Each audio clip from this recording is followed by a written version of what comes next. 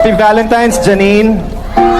Jericho Rosales at Janine Gutierrez, super sweet pa rin sa isa't isa kahit hindi magkasama sa Valentine's. O, edi kayo na.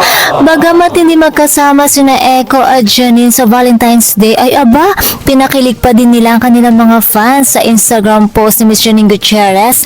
Nag-upload muli ito ng video nila ni Echo at ayon nga sa kanyang naging caption, Happy Valentine's. Nagkomento naman dito si Echo ng Who's a Lucky Boy?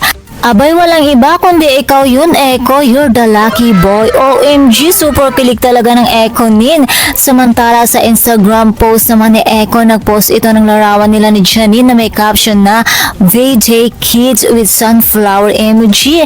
Nagkomento naman dito si Janine ng huhu, cute, cute, cute.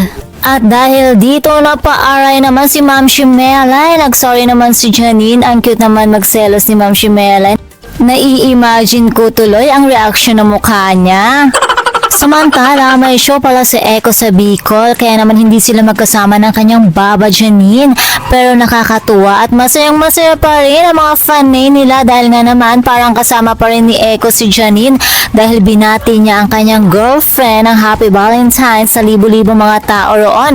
Nagsigawan at naghiyawan sa kilig ang mga madlang people. Sinasabi ko na sa inyo, Echo at Janine, konting-konti na lang. Abay, talagang sasagutin ko na maliligaw kong kapre. Diyos ko, magkakajowa ata ako nito na wala sa oras, charot. Samantala, hinahangaan naman si Echo sa kanyang pagiging professionalism dahil nga naman kahit na masama ang pakiramdam niya ay the show must go on pa rin.